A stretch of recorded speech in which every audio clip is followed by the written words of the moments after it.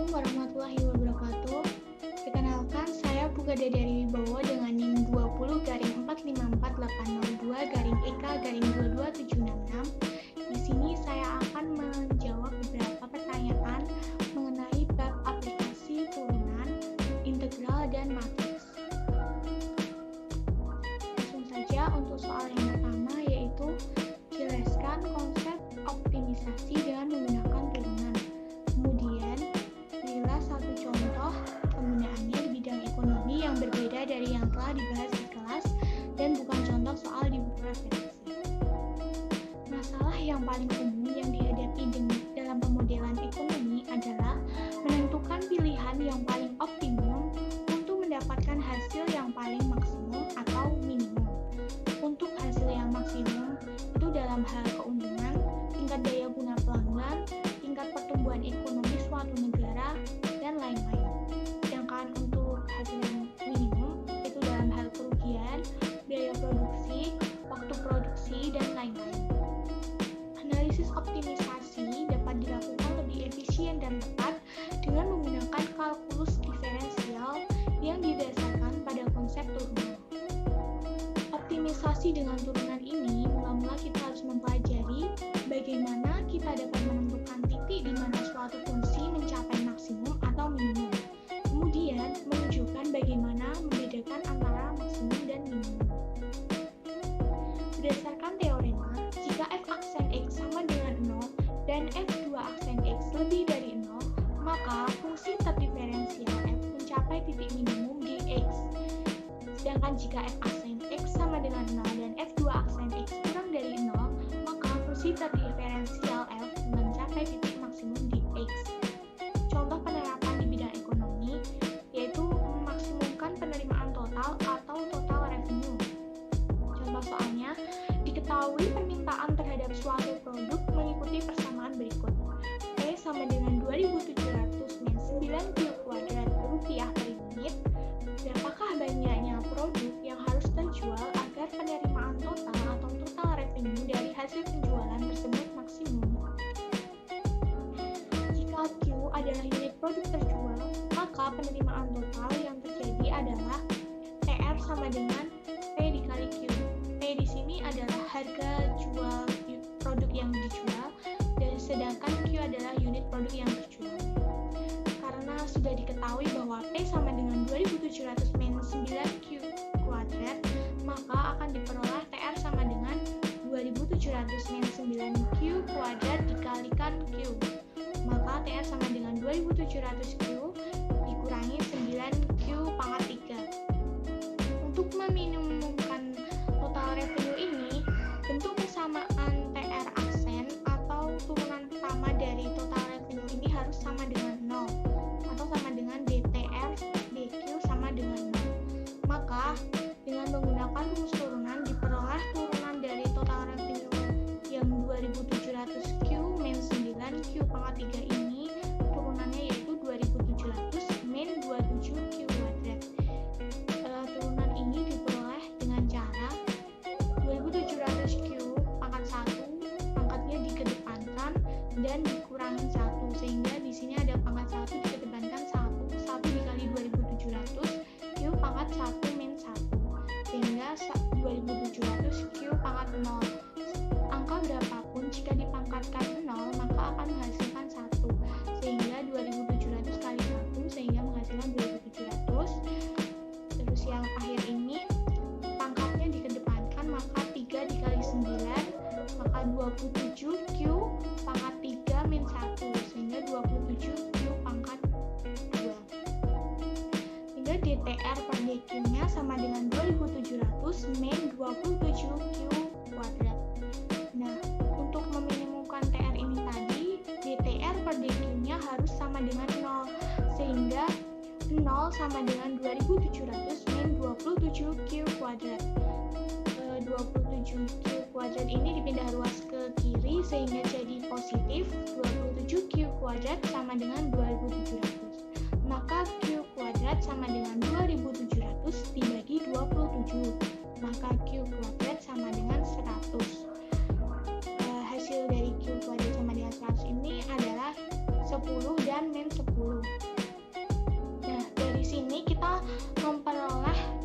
titik stasioner, yaitu Q1 sama dengan 10 dan Q2 sama dengan 10.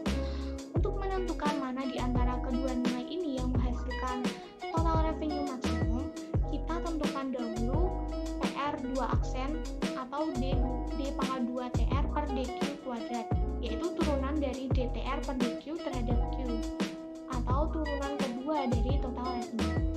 Dengan menggunakan rumus turunan, maka akan diperoleh turunan kedua dari total revenue ini, yaitu min 54Q. Ini didapat dari turunan DTR per DQ terhadap Q. Jadi sini pangkat 2 dikedepankan menjadi 2 dikali 27, maka 54Q pangkat 2 min 1, maka min 54Q pangkat 1. Nih.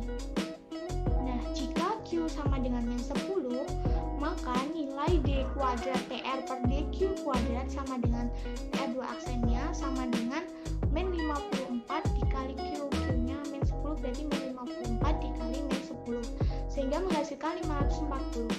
Karena turunan kedua dari total revenue terhadap Q ini menghasilkan hasil yang positif, maka TR 2 aksennya lebih dari 0, maka nilai Q sama dengan min 10 merupakan titik minimum, sehingga menghasilkan nilai minimum relatif total penerimaan. Nah, sedangkan jika Q sama dengan 10, maka nilai D kuadrat TR per DQ kuadrat sama dengan TR 2 aksen sama dengan min 54 dikalikan 10, sehingga menghasilkan min 540. Karena turunan kedua TR terhadap Q tersebut hasilnya negatif atau TR 2 aksennya kurang dari 0, maka nilai Q sama dengan 10 merupakan titik maksimum, sehingga menghasilkan nilai maksimum relatif total penerimaan. Jadi, agar total penerimaan maksimum, banyaknya barang yang harus terjual adalah 10 unit, karena jika min 10 unit akan menghasilkan total revenue yang minimum. Untuk menentukan berapa total penerimaan yang maksimum tersebut, kita dapat mensubstitusikan Q sama dengan 10 ini ke dalam persamaan 1 unit.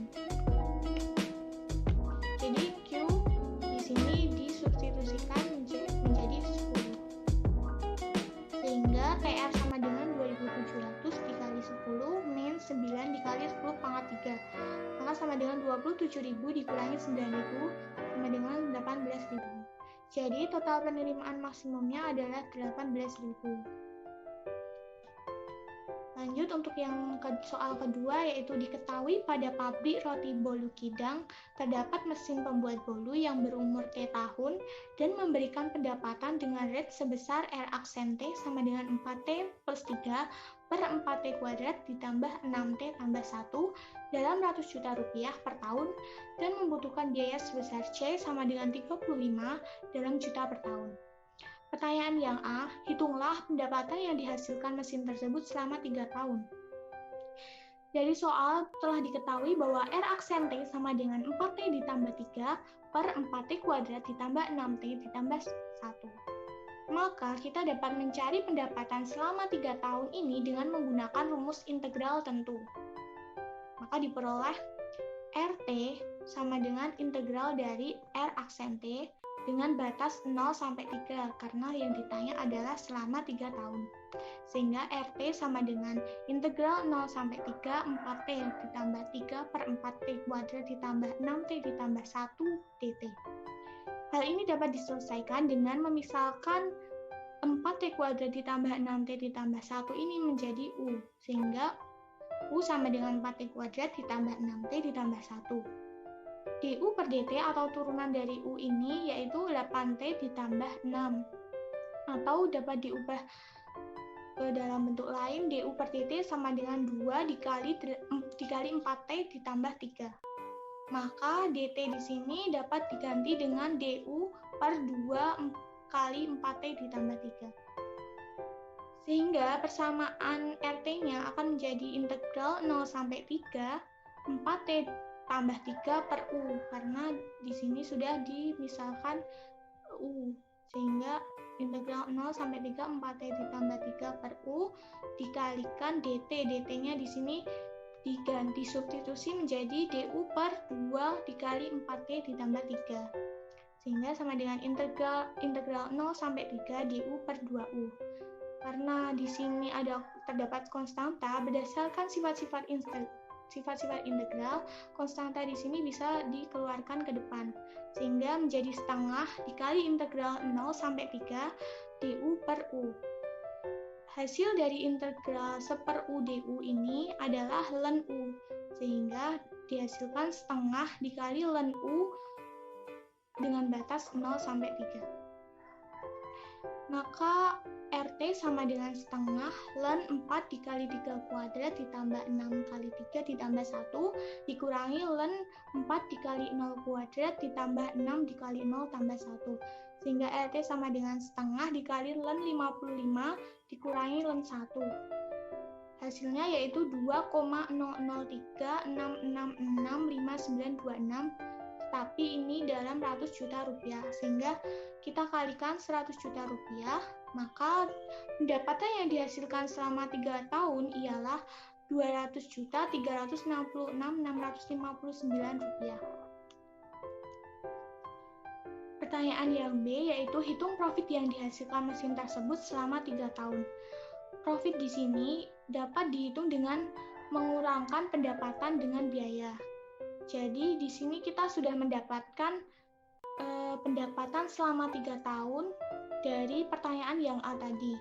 Pendapatan selama 3 tahun yaitu 200.366.659 rupiah, sedangkan biayanya sudah diketahui dalam soal yaitu C sama dengan 35 dalam juta per tahun. Nah, padahal di sini ditanyakan selama 3 tahun, sehingga biaya atau C ini dikalikan 3, sehingga menghasilkan 105 juta rupiah.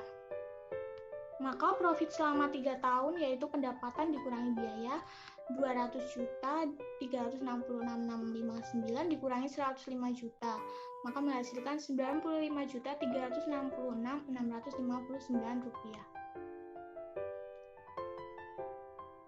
Lanjut untuk yang pertanyaan ketiga, yaitu diberikan model matematika yang menyatakan pendapatan nasional negara ekolen sebagai berikut. Y sama dengan C ditambah I0 ditambah G, C sama dengan A min B kali Y min T0 dengan A lebih dari 0, B lebih dari 0 kurang dari 1, kemudian yang G sama dengan G kecil Y besar dengan G lebih dari 0 dan G kurang dari 1. Keterangannya Y sama dengan pendapatan nasional, C sama dengan pengeluaran untuk konsumsi, G sama dengan belanja pemerintah, I0 sama dengan investasi, T0 sama dengan pajak, A sama dengan autonomous consumption expenditure, B sama dengan marginal propensity to consume, G sama dengan berapa persen pendapatan nasional yang digunakan untuk belanja pemerintah. Pertanyaan yang A, jika diketahui I0 $120, A $300, T0 $80, B 3/4 dan G setengah, nyatakan model matematika di atas ke dalam bentuk AX sama dengan B. Jadi berdasarkan model matematika yang telah diketahui tadi, dapat kita ketahui bahwa variabel endogennya yaitu Y, C, dan G, sedangkan variabel eksogennya yaitu I0 dan T0. Dari model matematika tersebut dapat diubah persamaannya agar variabel eksogen dan endogen berada pada ruas yang sama, sehingga kita dapat memindahkan variabel endogen ini ke ruas kiri semua. Nah, dari yang pertama itu Y dikurangin C, karena di sini C di ruas kanan termasuk endogen, kita pindah ke ruas kiri jadi negatif. Kemudian G juga termasuk variabel endogen, kita pindah ke ruas kiri jadi negatif juga. Jadi Y min C min G sama dengan I0. Kemudian yang ini C sudah di ruas kiri, kemudian yang ini ada min BY. Min BY kita pindah ke ruas kiri karena dia termasuk variabel endogen, maka dia berubah jadi positif. Maka dari persamaan ini jadi BY ditambah C sama dengan A plus BT0. Kemudian yang ini GY juga termasuk dalam variabel endogen, maka kita pindahkan ke ruas kiri menjadi min GY ditambah G sama dengan 0.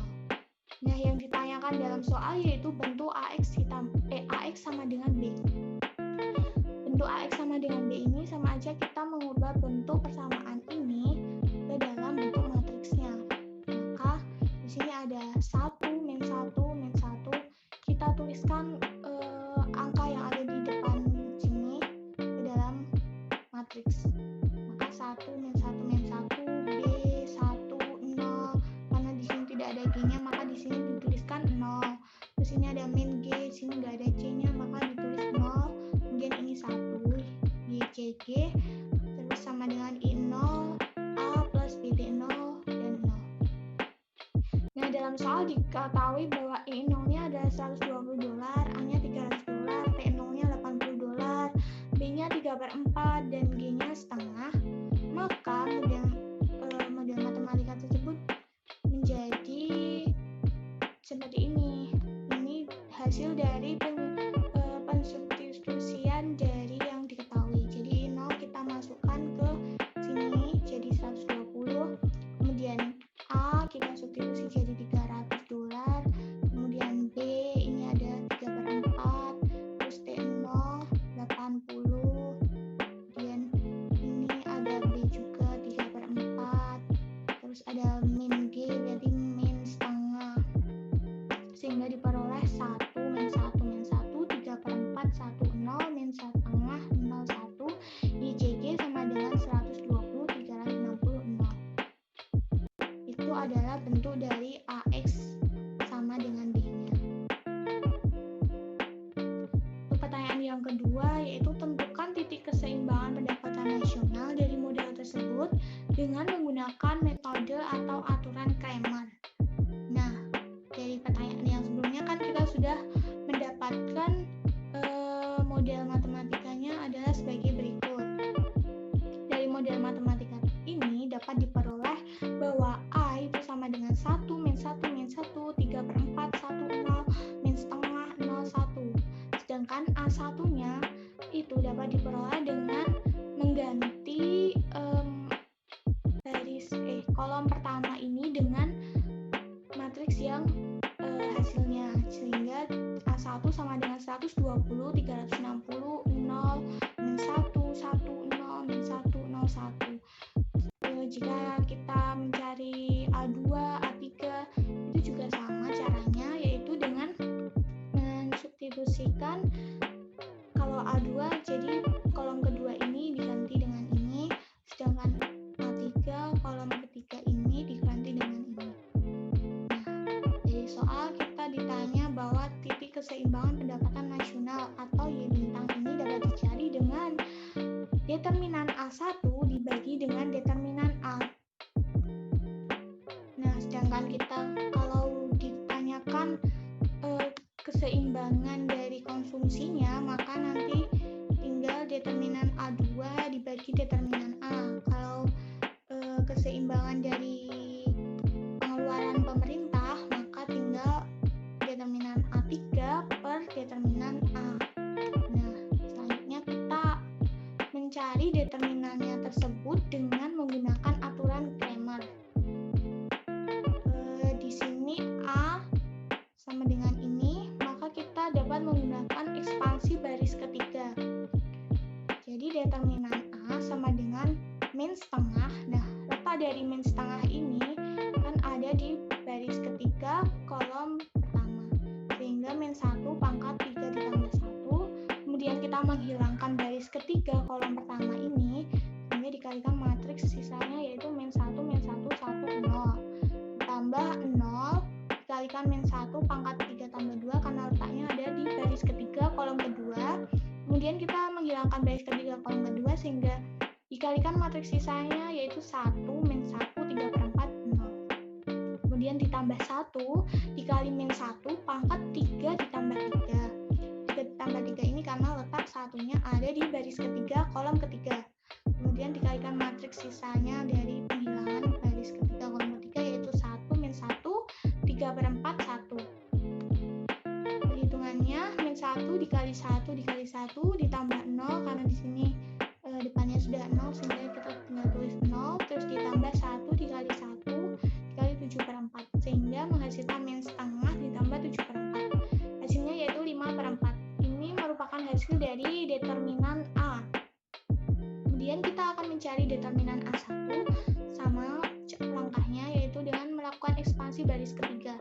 Karena di sini pada baris ketiga terdapat banyak nolnya, sehingga kita lebih menguntungkan kalau kita melakukan ekspansinya pada baris ketiga. Sehingga determinan A1 sama dengan 0 dikali min 1 pangkat 3 ditambah 1. 3 ditambah 1 ini juga dari letaknya 0 di sini, yaitu baris ketiga kolom ke-1. Kemudian dikalikan matriksnya sisa dari penghilangan baris ketiga kolom ke-1, yaitu min 1, 1, dan 0. Kemudian ditambah 0 dikali min 1 pangkat 3 tambah 2 dikalikan matriks sisanya penghilangan baris ketiga kolom kedua, yaitu 120, 360, min 1, dan 0. Kemudian ditambah 1 dikalikan min 1 pangkat 3 tambah 3. Di sini karena satunya letaknya ada pada baris ketiga kolom ketiga. Kemudian dikalikan matriks sisanya, yaitu matriks sisa penghilangan baris ketiga kolom ketiga, maka tinggal 120 min 1, 361. Nah, penghitungannya menghasilkan 0 ditambah 0 ditambah 1 dikali 1 dikali 480. Oh ya, di sini 480 ini diperoleh dari perkalian sila 120 kali 1 dikurangin min 1 dikali 360, sehingga 120 ditambah 360 sama dengan 480.